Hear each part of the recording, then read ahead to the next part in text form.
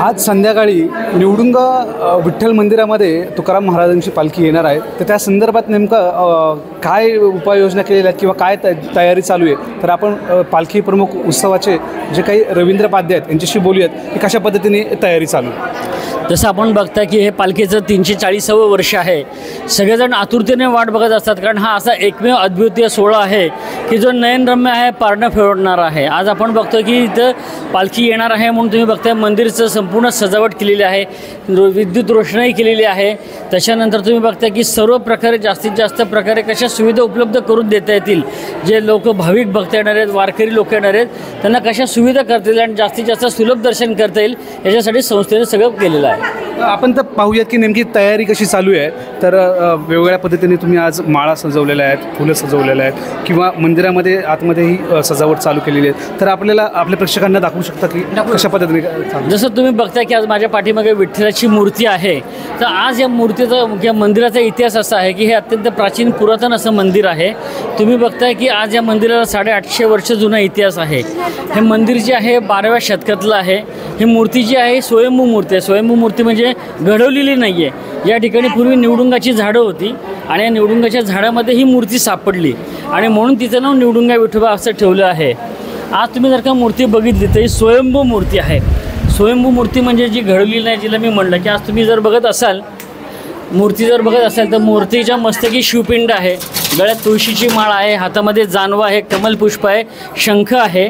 त्याच्यानंतर तुम्ही बघाल आज ही मूर्तीची जी सजावट चाललेली आहे ही स्वयंभू मूर्ती आहे। मस्तकी शिवपिंड, गळ्यात तुळशीची माळ, जानवा आहे, कमलपुष्प आहे आणि भृगु ऋषींनी जी विष्णूच्या छातीवर लात मारली होती, ज्याला वत्सलांचन म्हणतात, ते सुद्धा छातीवर आहे।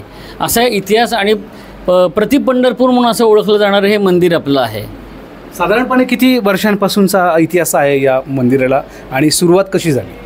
मंदिराचा इतिहास असा आहे की पूर्वी तसं की निवडुंगाची झाडं होती, पूर्वी तर गोसावी असायची, पूर्ण पुण्याची वेस होती आणि इथे त्या गोसाव्यांना विठ्ठलांनी दृष्टांत दिला की मी या निवडुंगाच्या झाडात आहे, मला बाहेर काढ म्हणून।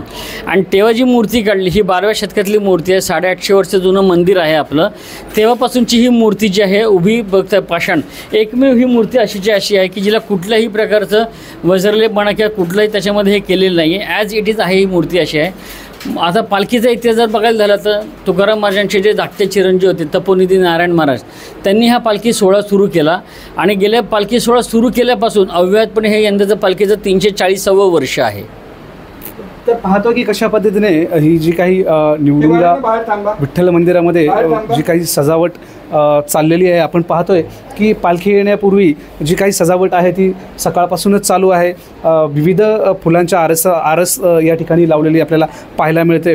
विविध ठिकाणी जी काही रांगोळी वगैरे काढण्यात आलेली आहे। आपण पाहू शकतो की मंदिराच्या बाहेर देखील जो काही सजावट आहे ती प्रामुख्याने फुलं लावून किंवा वेगवेगळ्या पद्धतीने जी काही सजावट करण्यात आलेली आहे। आपण पाहू शकतो की ज्या पद्धतीने संध्याकाळी पालखी येणार आणि पालखी आल्यानंतर जी काही पालखीचं स्वागत करण्यासाठी पूर्णपणे जय्यत तयारी चालू आहे आपल्याला असं पाहायला मिळतं आहे आणि संध्याकाळपर्यंत 5 नंतर ही पालखी येण्याचा अंदाज असा विश्वस्तांकडून व्यक्त केला जातो आहे। विजय रणदिवे, सुदर्शन मराठी, पुणे।